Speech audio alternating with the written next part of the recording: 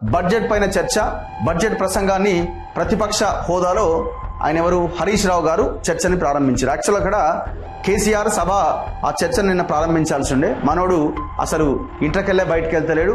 నా ఎస్సీ వర్గీకరణకు లేదు, నా బీసీ కులగణనకు సంబంధించిన అంశం మీద లేదు, నా ఎస్సీ మన బీసీల 42% రిజర్వేషన్లకి అసెంబ్లీ చేసిన తీర్మానంలో ఆయన పాత్ర లేదు, చివరికి బడ్జెట్ లో లేదు.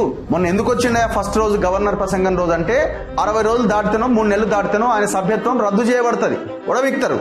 ఎమ్మెల్యేగా ఉడబిక్తే ప్రధాన ప్రతిపక్ష హోదా కూడా పోతుంది. సో రాష్ట్రంలో పెద్ద వార్త అవుతుంది, దేశంలో పెద్ద వార్త అయితే ఇజ్జత్ పోతుంది. ఆ ఇజ్జత్ పోకుండా ఉండడానికి ఇప్పుడు గతంలోనంటే ఫోర్జరీ చేయడానికి అవకాశం ఉంది. ఒక 2 ఎంపీలను పెట్టి పార్లమెంట్ లో సంతకాన్ని ఫోర్జరీ చేయించిండు. 3 నెలలు పోకపోతే వాళ్ళు ఏదో పెట్టి వచ్చారు సంతకం. ఇప్పుడు అట్లా కుదరదు.